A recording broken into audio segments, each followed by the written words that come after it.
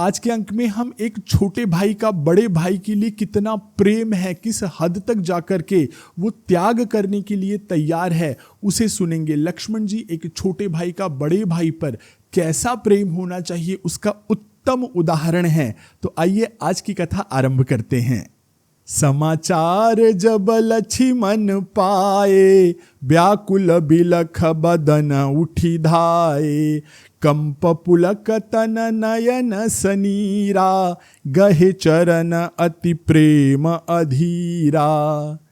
यह समाचार कि भगवान श्री राम वन को जा रहे हैं, जब लक्ष्मण जी पाए, उन्हें जब मिला, व्याकुल और बिलख कर रोते हुए बदन उठ धाये, व्याकुल बदन के साथ, कांपते शरीर के साथ वो भगवान श्री राम की तरफ उठ करके धाये यानी कि दौड़े। कंप पुलक तन, शरीर कांप रहा था, रोंगटे खड़े हो रहे थे, और तन नयन शरीरा, और नयन जो है सनीरा, नीर से, जल से भरा हुआ था, और गहे चरण अति प्रेम अधीरा, और जाकर के बहुत प्रेम से अधीर होकर के उन्होंने बड़े भाई श्री राम के चरण पकड़ लिए, प्रेम से अधीर होकर के। कही न सकत कछु चितवत ठाढ़े, मीनु दीन जनु जलते काढ़े। सोचु हृदय विधि का हो निहारा, सब सुख सुकृतु सिरान हमारा। लक्ष्मण जी जो हैं वो कही न सकत कछु, कुछ बोल नहीं पा रहे हैं, बस चितवत देख रहे हैं, ठाढ़े यानी कि खड़े हुए बस देख रहे हैं। जैसे मीनु दीनु जनु जलते काढ़ा, दीनु मतलब बेचारी, जैसे दीन मीनु का अर्थ होता है मछली, तो मछली, बेचारी मछली को जैसे जल में से काढ़ करके निकाल करके बाहर कर दिया जाए, इस तरह से वो भगवान श्री राम को देख रहे हैं। सोचु हृदय विधि का होनिहारा, और हृदय में सोच रहे हैं कि क्या होने वाला है, होनिहार यानी कि क्या होने वाला है। सब सुख सुकृत सिरान हमारा, मेरे जितने सुख थे, सुकृत थे, लगता है वो सब के सब समाप्त हो गए हैं। क्यों? क्योंकि भगवान वन को जा रहे हैं। मो कहूँ काह कहब रघुनाथा, रखी हहीं भवन की लेही साथा। राम बिलो की बंधु कर जोरे, देह गेह सब सन तृण तोरे। मुँह कहूँ काह कहब रघुनाथा, यानी कि लक्ष्मण जी अब सोच रहे हैं कि मुझसे भगवान श्री राम क्या कहेंगे। रखी ही भवन, भवन में ही मुझे यहाँ रख देंगे, कि ले ही साथा, या मुझे साथ ले जाएंगे। और रामचंद्र जी यहाँ पर देख रहे हैं कि राम बिलो की, रामचंद्र जी देख रहे हैं बंधु कर जोड़े, और लक्ष्मण जी हाथ जोड़े खड़े हैं, और देह गेह सब तृण तोड़े, यानी कि वो देह यानी कि अपने लक्ष्मण जी अपनी देह से और इस गृह से, घर से, सन का मतलब होता है साथ, तो तृण तोड़े, पुराने समय में तृण तोड़ देते थे और इस तरह से कोई प्रतिज्ञा ले लेते थे, जैसे कि अब मेरा इससे कोई रिश्ता नहीं रहा, इस बात का प्रतीक बनाकर तृण तोड़ देते थे। लोग कहते थे अब मैं तुम्हारे घर कभी नहीं आऊँगा, ये तृण तोड़ा, तुमसे कभी बात नहीं करूँगा, तृण तोड़ा।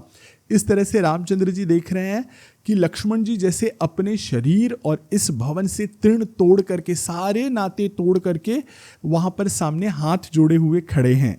बोले बचनु राम नयनागर, सील स्नेह सरल सुख सागर।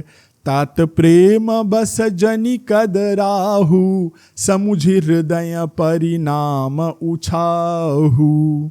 जो स्नेह और शील के सुख के सागर हैं, ऐसे श्री राम जी कहते हैं तात प्रेम बस जनि कदराहु, प्रेम में आकर के अधीर मत हो जाओ, व्याकुल मत हो जाओ। समुझ हृदय परिणाम उछाहु, जो परिणाम होने वाला है उसे उछाहु यानी उत्साह में मत आ जाओ। मातु पिता गुरु स्वामी सिख, सिर धरि करहि सुभाय। लहउ लाभु तिन्ह जन्म कर, न तरु जन्म जग जाए।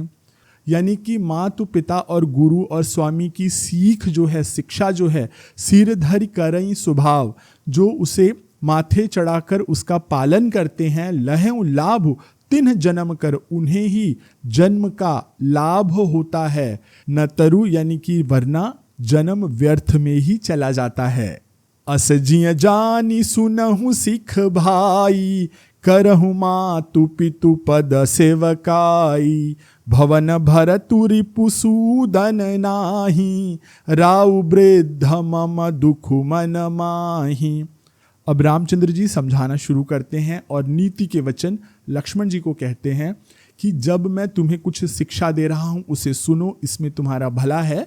और वो कहते हैं अस जिय जानी सुनहु सिख भाई, ऐसा हृदय में मानकर सुनहु सिख, शिक्षा सुनो भाई।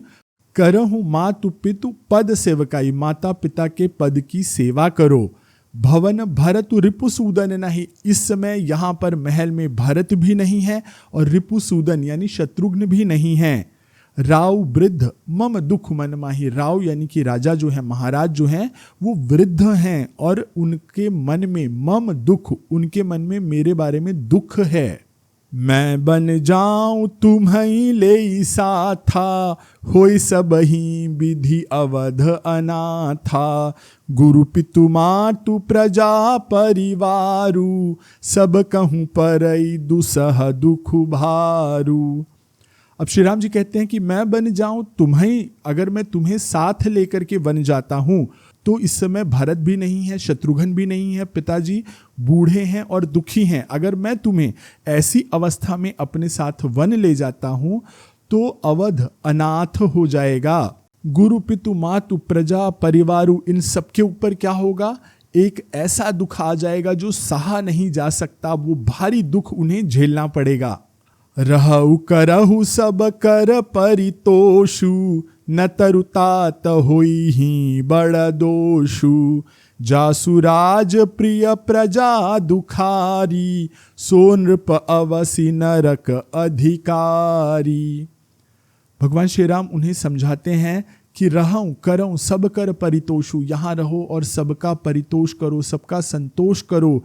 न तरु तात होई ही बड़ दोषु, वरना हे तात, हे भाई बहुत दोष लगेगा। जासु राज प्रिय प्रजा दुखारी, जिस राजा की प्रजा दुखी होती है, दुखारी होती है। सो नृप अवसि नरक अधिकारी, वो राजा अवश्य ही नरक का अधिकारी होता है। रहु तात असि नीति विचारी, सुनत लखनु भय व्याकुल भारी। सियरे बचन सूखी गए कैसे, परसत तुहिन तामर सुजैसे। राम जी कहते हैं हे तात, हे भाई, ये वचन सुनो, इसे मानो और नीति समझ करके इस पर विचार करो। सुनत लखनु भय व्याकुल भारी, अब राम जी ने कह दिया है, इसे सुनकर लखनु लक्ष्मण जी बहुत व्याकुल हो गए। सियरे बचन सूखी गए कैसे, अर्थात शीतल बातें सुनकर के भी वो कैसे सूख गए, जैसे ठंड लगने से, ठंड यानी कि पाला जो कहा जाता है, ठंडी हवा, उसके लग जाने से कमल जैसे मुरझा जाता है, वैसे ही लक्ष्मण जी ये सीख सुनकर, ये शीतल वाणी सुनकर मुरझा गए। उतरुन आवत प्रेम बस, गहे चरण अकुलाय। नाथ दासु मैं स्वामी तुम, तजहु तकाह बसाय। प्रेम वश यहाँ पर लक्ष्मण जी चरण में अकुला करके गिर पड़ते हैं। उतरु न आवत, कोई उत्तर नहीं दे पा रहे हैं और बहुत व्याकुल होकर के, बहुत अधीर होकर के लक्ष्मण जी कहते हैं, नाथ दासु मैं, स्वामी तुम, मैं आपका दास हूँ, आप स्वामी हैं। और तजहु तकाह बसाए, अगर आप मुझे छोड़ देंगे तो मैं क्या ही कर पाऊंगा, मेरा क्या ही वश चलेगा। तो आज के अंक में हमने देखा कि लक्ष्मण जी कैसे श्री राम के सामने आते हैं और श्री रामचंद्र जी कैसे उन्हें नीति की शिक्षा देते हैं। यहाँ पर बड़ी महीन तरीके से श्री रामचंद्र जी राजा और प्रजा के बारे में भी बता देते हैं कि कैसे अगर कोई प्रजा दुखी है तो वह राजा जो है वो नरक को प्राप्त करता है। राजा का धर्म है अपनी प्रजा को सुखी और संतुष्ट रखना। अगले अंक में हम सुनेंगे कैसे लक्ष्मण जी अपने बड़े भाई से अपनी बात मनवाते हैं और पूरी विनम्रता के साथ, पूरे प्रेम के साथ मनवा करके उनके साथ वन जाते हैं। तो मैं आशीष पी मिश्रा आपसे आज्ञा लेता हूँ। सियावर रामचंद्र की जय, पवन सुत हनुमान की जय, कहो भाई सब संतन की जय।